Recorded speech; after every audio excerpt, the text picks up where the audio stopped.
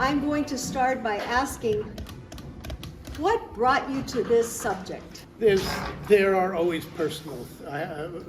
My mentor is famous for saying, "Scratch any body of work and you'll find autobiography." But that's probably not germane here. It seems to me, I'll tell you a story. I have taught OLLI courses at actually around the corner at Freight and Salvage, and I taught a course on the Tea Party back when the early days of the Obama administration, and it was in Freight and Salvage, and so there's several hundred people, and it's a crowd of older Berkeley people, a lot of gray hair, and you have to stop and have an interval in the middle. And during the interval of the first lecture, 6 people come up to me and they say, "How can they believe these things?" Meaning the people in the Tea Party. And my answer was, that's the point of the course. And that's why I do this. I think it's really important to understand how the right wing, which is becoming more and more, venomous in the last decade, or in the last 30 years. It's very important not to stop with, simple or prejudiced even notions about how they organize, what they're doing, what they think, and what their strategies are. And so it seemed to me that I was not part of the University of California for many years. I was off doing sort of business things, and came back to the university, and there is no such thing anywhere else as a center for right-wing studies at a major research institute or research university anywhere. But what you had was people at UC Berkeley, across the USA and across the world, in different departments, history, education, sociology, and so forth, who studied the right wing, and they were all kind of atomized. And what the Berkeley Center for Right-Wing Studies has managed to do is sort of establish itself as a hub and give a sense of right-wing studies is increasingly an accepted or a recognized academic field. That's probably, a modest triumph of the Berkeley Center for Right-Wing Studies. So what are some of the things that you have produced? Well, I did come out with a book recently. Yes? Which is called Empire of Resentment, Populism's Toxic Embrace of Nationalism, which is a fairly good description of what the book is about. And it largely treats the rise of, or the triumph of Donald Trump in, throughout the Obama years. You had the Tea Party. We had, in about 2012, we came out with a book called Steep, The Precipitous Rise of the Tea Party. Occasionally people get that.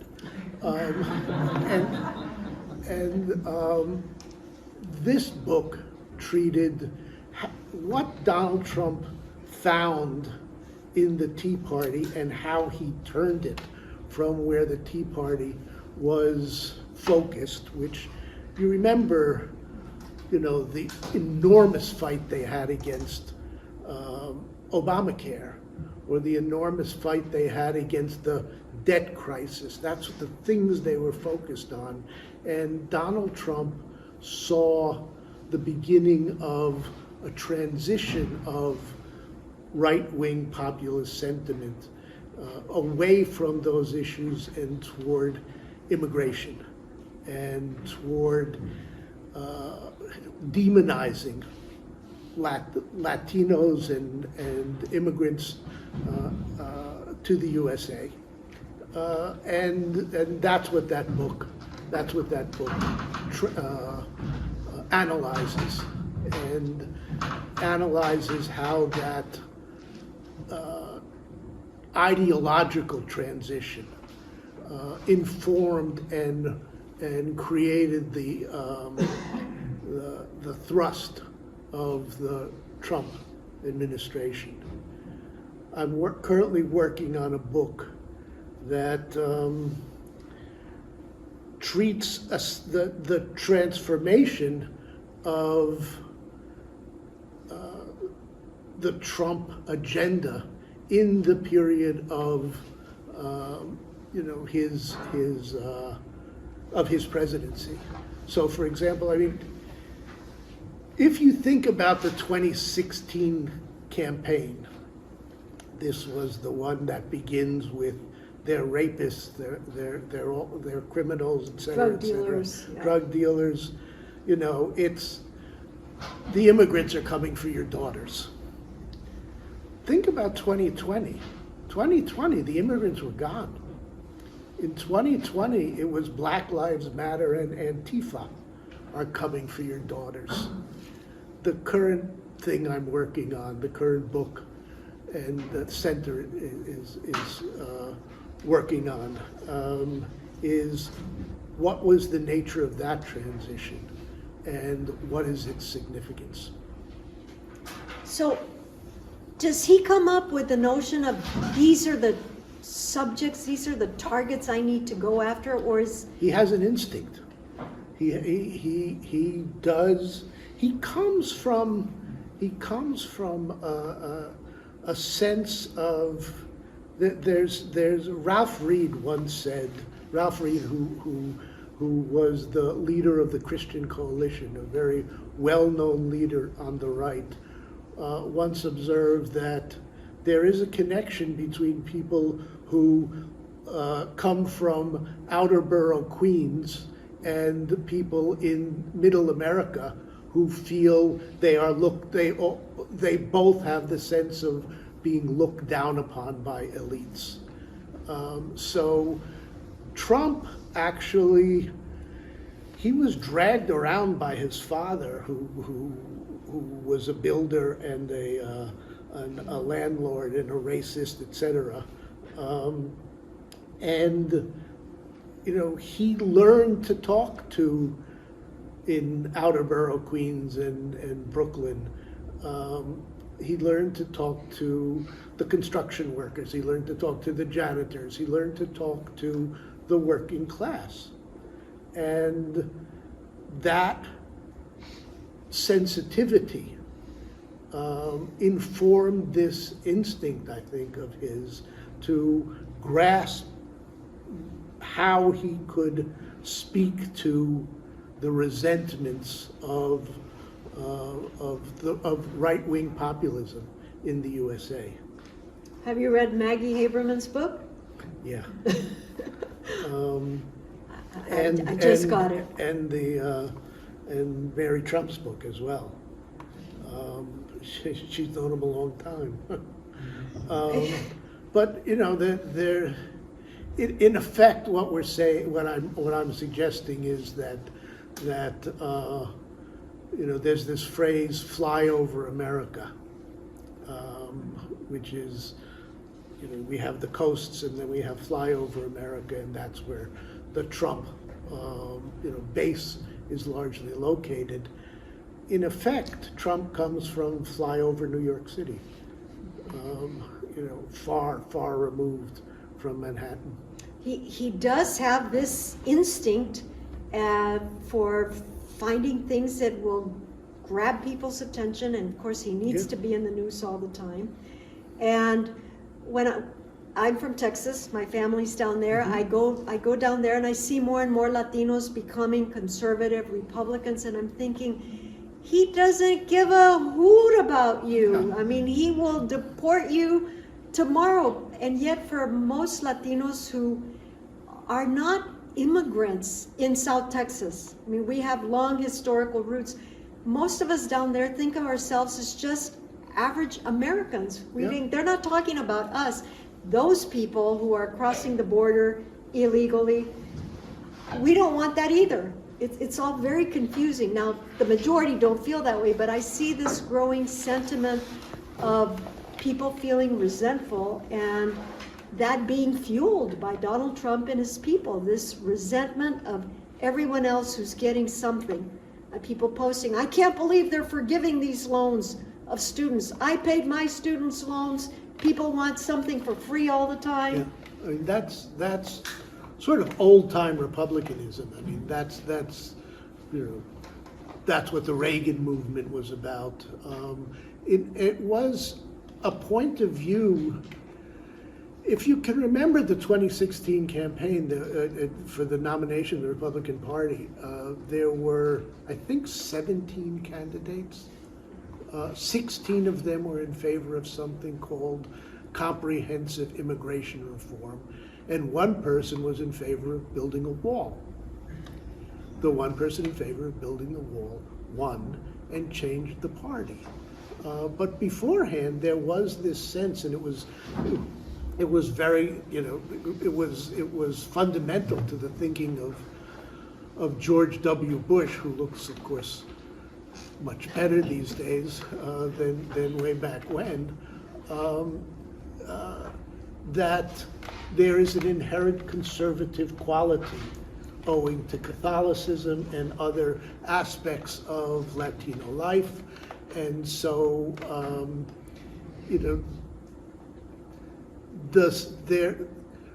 one of the things that may be happening in Republican circles now is that old kind of pre-Trumpian Republican orthodoxy that grew, that ruled the party from Reagan until Trump, that elements of that are now synthesizing with Trumpism.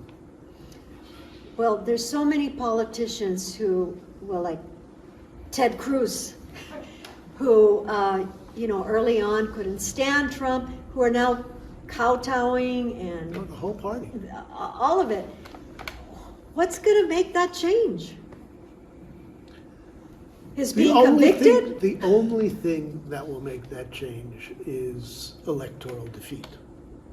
There isn't a lot of other ammunition out there. What parallels do you see to the McCarthy era? Well, the McCarthy era was fueled by this idea that there was a foreign enemy, communism, and that inside the USA there were traitors, and they were, he had this great phrase, something like a conspiracy so vast. So he had a famous phrase that he used, so much of the Democratic Party, the State Department, and so forth were active, committed members of the international communist conspiracy. What we are now getting is a more general sense that, on questions not of a foreign enemy, but of questions of ideology, of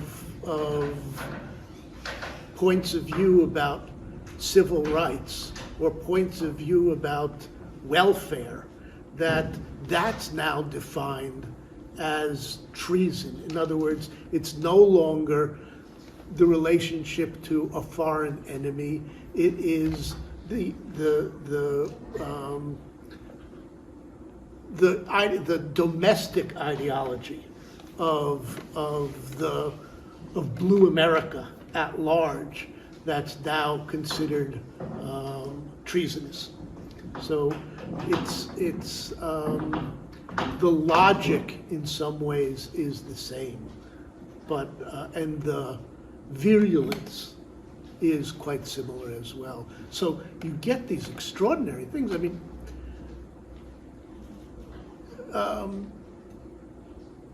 it was the beginning. If there is a beginning of right-wing studies, it's an article written in the 1960s called "The Paranoid Style," and we've come a long way from the paranoid style. We now have movements which say that the Democrats, in the paranoid style, the Democrats were and the State Department people were traitors. What we now have is a significant American movement which says these people are not so much traitors as they are pedophiles or Satanists. If that was paranoia back then, what is this? What is the nature? I mean, does one talk about mass psychosis? It is extraordinary. That, I mean, you had the clip of the hearing of Ketanji Brown. Ketanji Jackson, and you know, one of the ways in which she was attacked was as a pedophile by the Republicans on this committee. So, you know, the virulence has turned not only more severe, but has kind of gone in a direction which does have, I think, a pathological dimension which used to exist. I mean, if you want to say what's the lasting effect of Trumpism, it's that ideas that were contained in margins in America, that were small, have entered the mainstream. And the Republican Party has become captive to them. And so you know, what you find is that with the capacity to talk to themselves, that is unprecedented thanks to the internet, that the fantasy level, the you know, leaving reality level of what's possible is, you know, there's now a collective conversation about that in a way that used to be marginalized, but is now occurring at a mass level. It's frightening. Well, I don't need to frighten you. Oh, I've been frightened You know. for a while, but I still keep going. But the question that you got asked when you were teaching is like, how can people believe these things? You know, there is a very good study out of the University of Chicago of people who have been studying, the lead researcher is called Robert Pape, who have been studying the people who have been arrested for January 6th, which are now around 850, something like that. And the findings are very striking, and there's no surprise to them. The thing that they share is a belief in this thing we've all been hearing about, which goes by, you know, the idea that the country is being taken away. And you know, this not only is true in the USA, this is the belief that connects this movement in the USA with similar movements in France, in Italy, which is now coming to power, in Sweden, which is coming to power, this notion that, you know, immigrants in Europe, they're largely from Africa and the Middle East. Here, they're largely from Latin America. But that immigrants, it has two parts to it.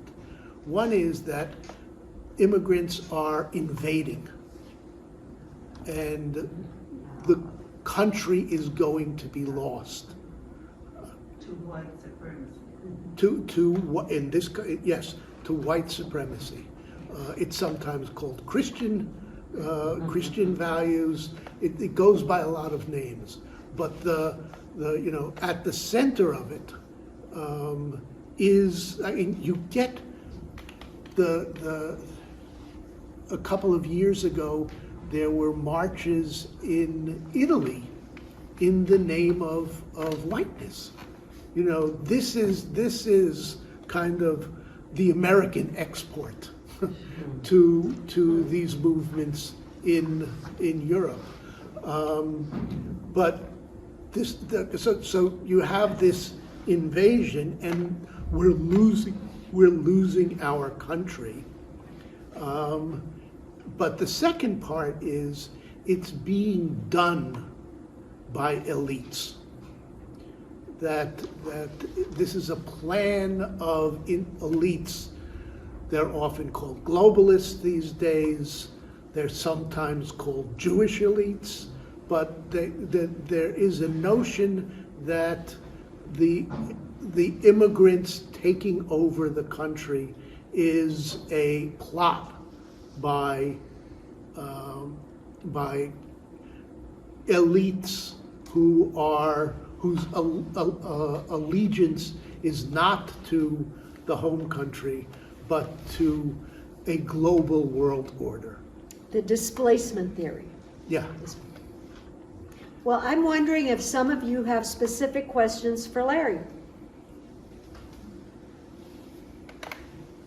I bummed you all out. Oh, well, okay, let me ask you, have you been following the January 6th commission hearings? Sure. And what your thoughts are about what they have accomplished and what you think may be coming forth? Well, for one thing, I mean, you know, if other people, I mean, I was watching on January 6, 2021, watching what was going on TV. And I remember the outstanding thing, seemed to me, was the sense of impunity of these characters. You know, they would smile at the camera, stealing things, put their feet up, you know, it's no, take it from this side, it's my better side. You know, I mean, it seemed to go on and on, no sense of there would be consequences. And, you know, what we're seeing, and part of that, kind of below that surface, was the sense of watching them, that this was a kind of spontaneous thing going on. And that has been, in my view, the major contribution of the committee, is that it wasn't spontaneous. That it had a considerable history, and there were bits of it that would come out, you know, over the course of months before the hearing started. But they have been really systematic, and perhaps as a lawyer, you know, I assume this is the way legal arguments are put together in courtrooms and things like that, how you assemble an argument. But to have exposed the planning, the relationships among the members of the Republican Party who participated in this, and finally the independent militias. I wrote an article some time ago, which was called, I called it the Commandante in Chief. And this is when Trump was still president, that he had managed not only to be the commander-in-chief of the U.S. Armed Forces, but he had essentially made himself the Commandante-in-Chief of America's right-wing militias. And this is, you know, people might remember in his presidential debates with Joe Biden, there was the famous remark addressing the Proud Boys of stand back or stand down or something like that. And what you got on the internet was, yes, sir.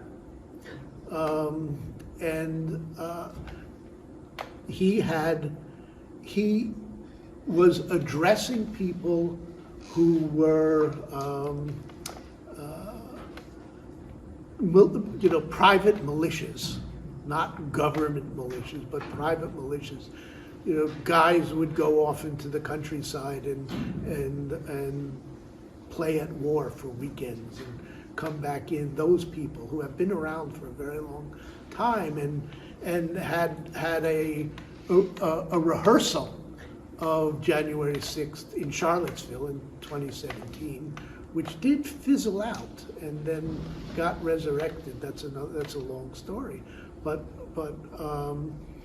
they responded to him. And one thing that's coming out that is, I think, the contribution, the profound contribution of the committee is that, you know, my metaphor, he was the Commandante in Chief, wasn't that far off. Need to resurrect that article and put it out there again. I see Jeff has his hand up. And thank you all for coming. The dress rehearsal concept Wisconsin and Michigan, Yeah. when that happened, my feeling was the needs had been pushed back then, and they were testing to see how far they could go. And they discovered, because they were all white, they discovered they could go as far as they wanted without consequence.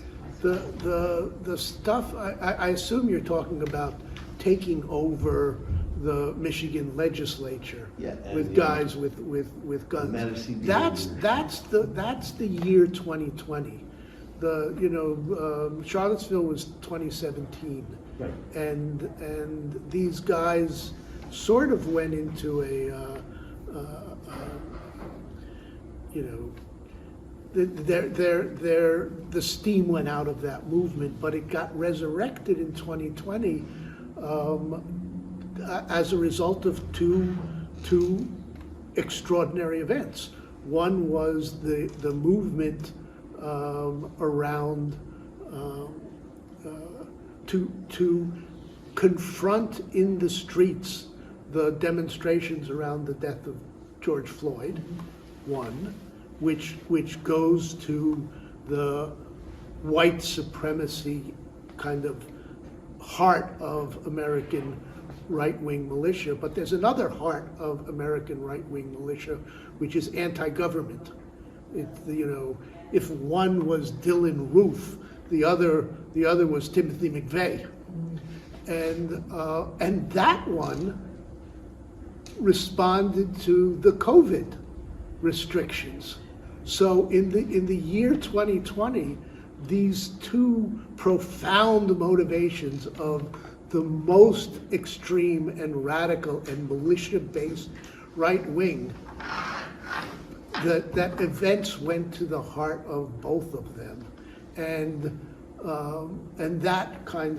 that's what I mean by resurrected. What had run aground after Charlottesville, and then that all became kind of coalesced into the Trump campaign / the Stop the Steal movement. Whew. Any parting thoughts on what can we look forward to that might be really scary? What might be hopeful? They can be beaten at the polls.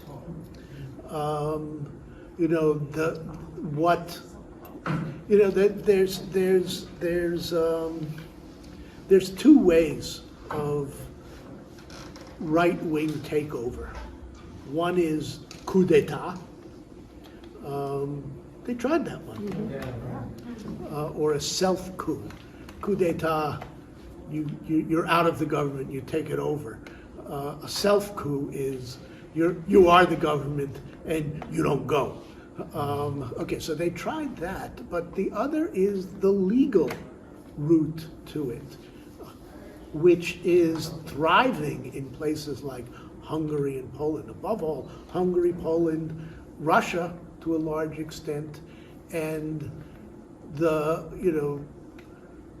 kinds of schemes that Trump and his world were putting together, that again the committee has exposed, things like the John Eastman memos, that is to say, trying to get state legislatures to overturn the results of state elections. If they get into power, those things can become law. They can be put into law in a way such that they'll never lose an election again. So that, wait, you were asking me for optimism. That's the scary part. Well, you said they can be defeated. They can be defeated, and it will be interesting, to see what happens. I mean, essentially, the Republican Party now has worked itself into the position where any election they lose is a fraud, which, by the way, is fully the playbook of Jair Bolsonaro in Brazil these days, who is about to go to the second round with Lula.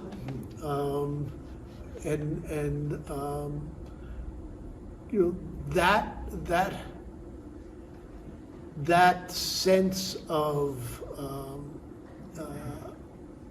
entitlement, which is based in this world on the conviction that they are the real America. That, when met with harshness, which did happen after Charlottesville, and one hopes is happening with the current Justice Department, that's also a significant thing. This world, to speak generally of this kind of right-wing world, believes that the liberal world is fat and lazy and weak and degenerate, and they just can be pushed over. And when they come up against something that fights back, they tend to scatter. Rather like Putin's army this past week. Well, I'm ready to push back. Are you? Yeah.